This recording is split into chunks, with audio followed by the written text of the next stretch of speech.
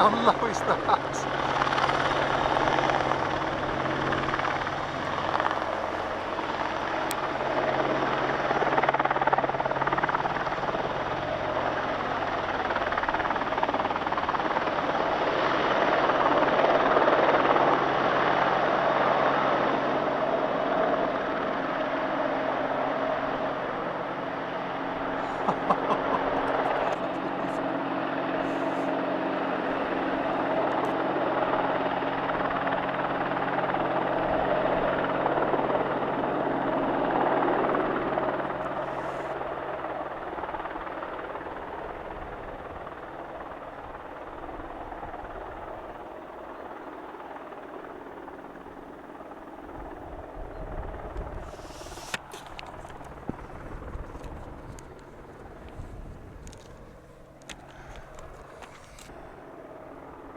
Bloody show-offs. But look how low he was. He was underneath that fucking edge. But I thought those buggers have been leaving me alone recently, but seems they're back. Oh, I enjoyed that. That was good. Yeah. I wonder. I very often see them when there's there's. I mean, he went down beside an Iron Age, sorry, no, a Neolithic barrow. I wonder whether they use them for navigation.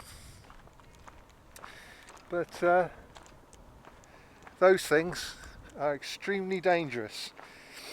It's I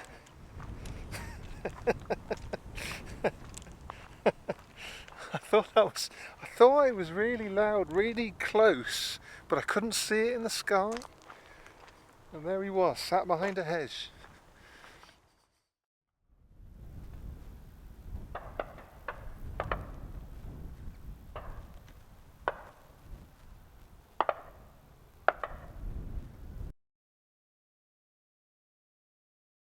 I'm at West Kennet Long Barrow in near Avebury, part of the prehistoric complex we have here, and this is the Long Barrow. They started digging here about 3,600 BC, so that's 5,600 years ago, and it's Neolithic. They acted as a focus for a community. Not everybody was buried in these chambers, but they are more communal than the later Bronze Age round barrow, which tended to focus on one person. Yes, sure, other people were buried around them. There were secondary burials, even up into the Anglo-Saxon period. But even with the long barrows, you do get secondary burials. There was found in West Kennet Long Barrow a beaker, which is pottery from the early Bronze Age, very often holding the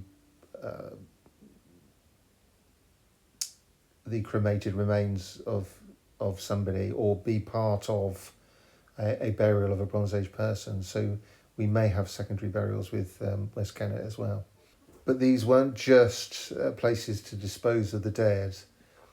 There were ritual behaviours going on here. They very often had a forecourt, so horned long barrows. And West Kennet is one, but you can't easily see the horns. The giant stones on the front, covering the front, is a later, probably Bronze Age closure of the Long Barrow, a ritual decommissioning. And they wouldn't have originally been there.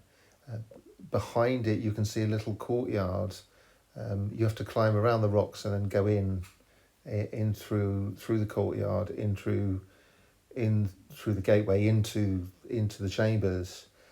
And it's there that certainly in other long barrows, ritual behaviour would take place. We know that from burning and so on, and finds found there. It's not possible to say that these communities are egalitarian, though they are small. They would be interconnected family groups. They were family groups of a couple of hundred people at most. But they weren't egalitarian because not everybody was buried in these chambers. They were clearly an aristocracy, and we know from Hazelton Long Barrow in Gloucestershire that there was one central man who had multiple children through different women, and those women retained enough status, or in a positive sense, had a status, so much so that they had their own chamber. Now, we don't have that evidence for West Kennet, but it may well be a pattern that went across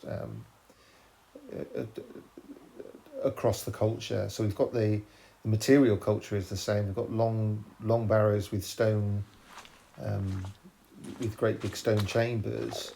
So we can assume that there is a cultural link between the two people. So we should be able to say something about some sort of aristocracy or important leadership within the community, and it was based around bloodline.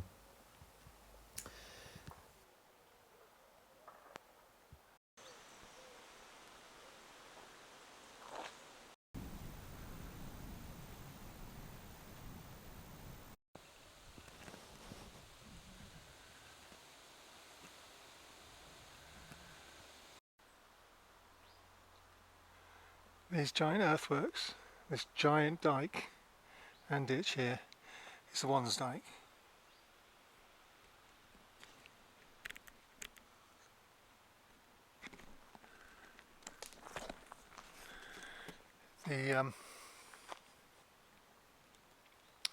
On a place called Red Shore in the Saxon charter of this area. I think it comes out as Rad Sheer or something like that.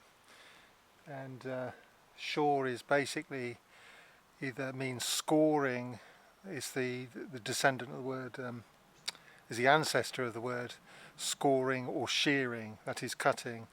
So it's basically a cut in the Wansdyke, which it is today. It is perhaps a gate, and I've got really good deer footage from inside that, and some of the best I've ever got, because they really think that they're alone. It's a marvellous earthwork.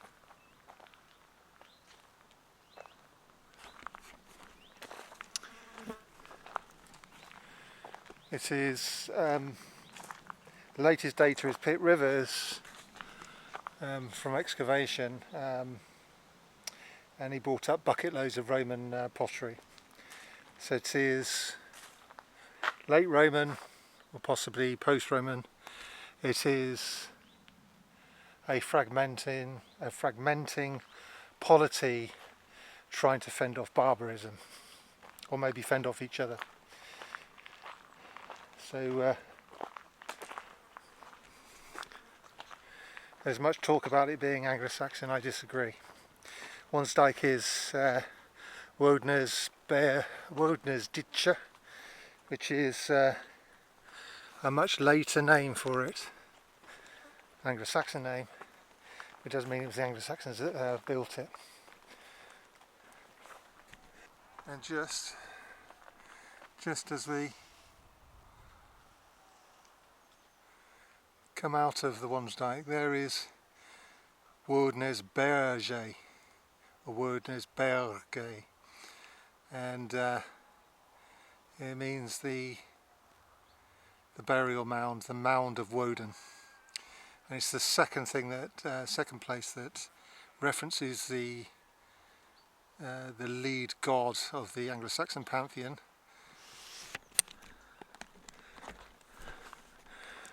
Got some blackberries, they're distracting me. Nice big ones as well.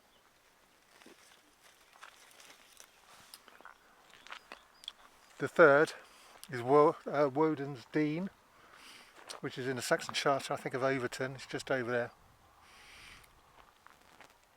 It points in this direction. A bit sour. No, that one's a nice one. And then we have a Causewayed Enclosure.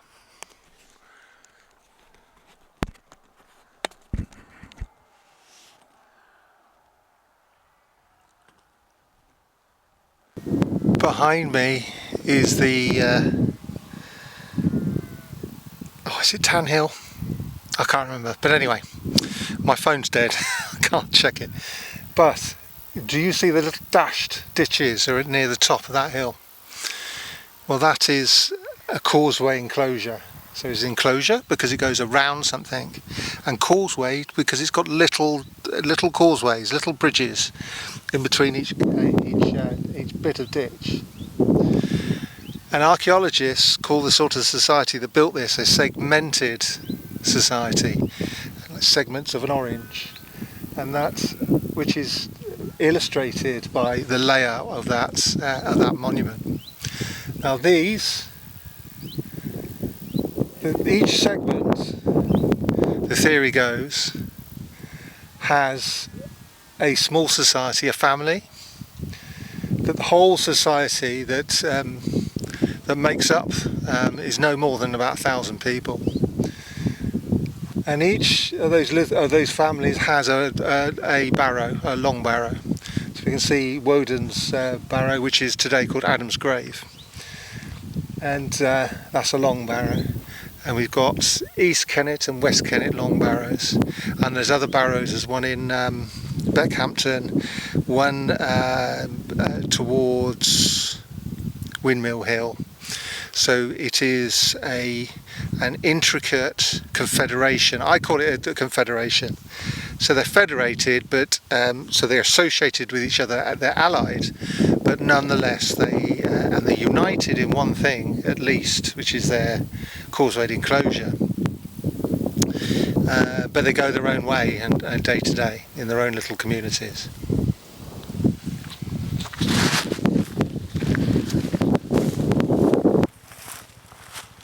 So that's it. That's the end of my walk. I hope you've enjoyed it. If you have, please subscribe. Please leave a comment if you've got any questions. I like comments. I do answer them. If you've enjoyed this one, please feel free to watch the following next. The machine-brained abomination we call AI has chosen it for you. You can, however, just click on one of my playlists or scroll through my videos and look for something using your own brain. Ta-da for now.